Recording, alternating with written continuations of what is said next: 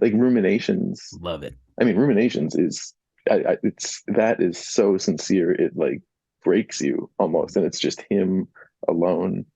I like that much more than Salutations, but I think it's almost like mathematically you can see, okay, let's subtract the Mike Mogus from everything else. What does this look like completely alone? And like that's what it is. Just like songs that are in a way very similar, but each one completely wrenching and just like almost an uncomfortable intimacy. I think it's a fascinating, amazing album. It seems like that one had kind of a broad effect like that. Maybe like because I was still not paying a ton of attention and I clung to that album and absolutely loved it too. And it's come up multiple times in this series that I think that probably is just a set of people kind of down to just hear Conor Oberst play you some songs that he wrote, let that be that. And I think it also like kind of answers a complicated question that like hangs over the Bright Eyes project, which is like, your feelings are just way more intense when you're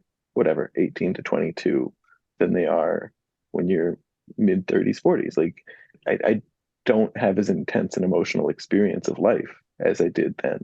And I think that's just normal. And so when there's a new Bright Eyes record, and this People's Key is probably the first one fitting into that like more emotionally muted phase of my own life, like do I want it to like rip me open the way that like the young ones did? Like is that what exactly are you looking for from as emotionally intense an artist? Like how do you connect with a 40-year-old who isn't like anguished with unrequited love for the girl who sits next to him in class or whatever, hopefully, the way an 18-year-old is? And I feel like Ruminations is in a dark way like kind of the answer to that.